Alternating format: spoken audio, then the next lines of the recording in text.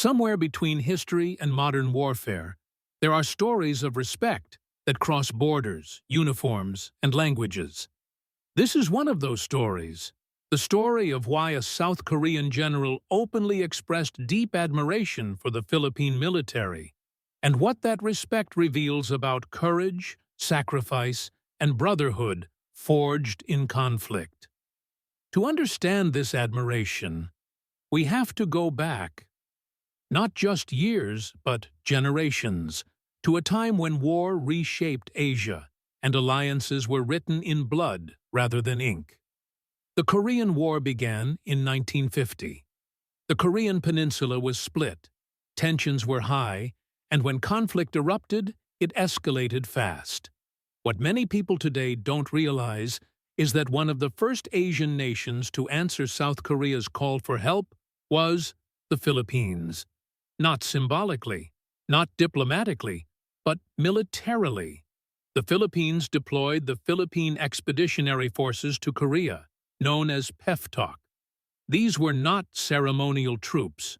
These were combat soldiers. Young men sent far from home to fight in a freezing foreign land, Punin, they had never seen before. South Korean officers who later rose to senior command grew up hearing stories about these Filipino troops, how they fought, how they adapted, how they endured. And soldiers never forget who stood beside them when survival was uncertain. Filipino troops arrived in Korea facing brutal winter conditions. Many had trained in tropical climates. Snow and sub-zero temperatures were not just uncomfortable. They were dangerous. Weapons jammed. Boots froze. Visibility dropped. Yet unit reports from that period repeatedly described Filipino battalions holding positions under pressure and counterattacking when it mattered most. One South Korean commander would later say in an interview that what impressed Korean officers was not just fighting skill, but attitude. Filipino troops were known to maintain morale under extreme hardship. They joked. They sang. They supported each other. They kept moving. War records describe engagements where Filipino units held ground against numerically superior forces. One famous example was the Battle of Yultong, where Filipino troops helped defend a critical sector during a major Chinese offensive. Under heavy pressure, they held the line long enough to prevent a breakthrough. In military culture, that kind of stand earns permanent respect. Years later, when South Korean officers studied their own war history at staff colleges and military academies, these stories were not forgotten. They were taught as examples of Allied reliability under fire. But admiration for the Philippine military is not only rooted in history. It also comes from modern operational experience. In recent decades, joint exercises between South Korea and the Philippines increased. Training exchanges, disaster response cooperation, and regional security coordination brought officers together in real operations and planning environments. South Korean observers often point to one particular strength: adaptability.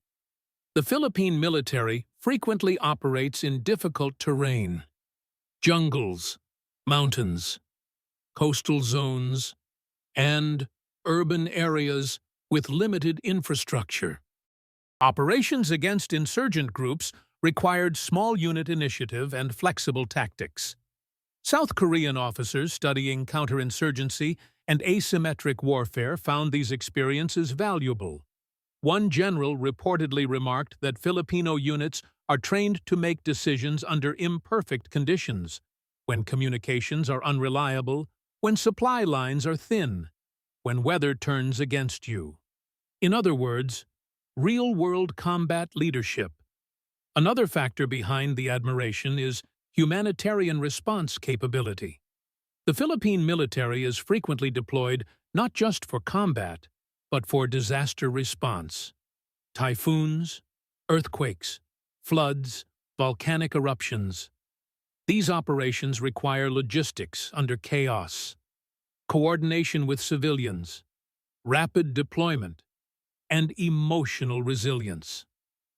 South Korea, also a country that values rapid response readiness, recognize this dual-role professionalism. There is also a cultural dimension that is often overlooked. Military partnerships are not built only on equipment and doctrine. They are built on trust between officers and troops. South Korean defense delegations visiting Philippine bases often noted strong unit cohesion, the sense that soldiers were deeply bonded not only by command structure, but by shared hardship and personal loyalty. That matters in war. Technology can fail. Plans can collapse. But cohesive units endure longer under stress.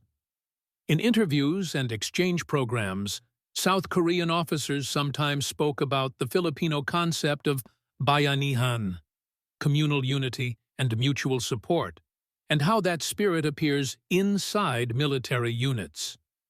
Soldiers carry each other physically and emotionally. Another point of admiration is experience under pressure. The Philippine military has decades of operational experience in internal security, maritime patrol, and territorial defense. South Korean analysts studying regional security challenges saw parallels: smaller engagements, unpredictable threats, mixed civilian-military environments. They respected forces that were not just theoretically trained, but operationally tested. Respect in military circles is rarely loud, but when it is expressed publicly, it means something. When a senior South Korean general praises another nation's military, it is not casual diplomacy. Generals are trained to evaluate capability, discipline, and reliability. Their words are measured. Admiration grows from observed performance. Joint drills reinforced this perception. During combined exercises, Filipino units often performed strongly in small team maneuvers, amphibious coordination, and rapid adaptation drills. South Korean evaluators highlighted initiative at the junior leadership level, squad and platoon leaders adjusting in real time instead of waiting for perfect orders. That trait is prized in modern warfare. There is also symbolic weight in shared democratic defense values. Both South Korea and the Philippines have histories shaped by conflict, foreign pressure, and the need to defend sovereignty. Military officers from both nations often describe a sense of parallel struggle, different geography, similar determination.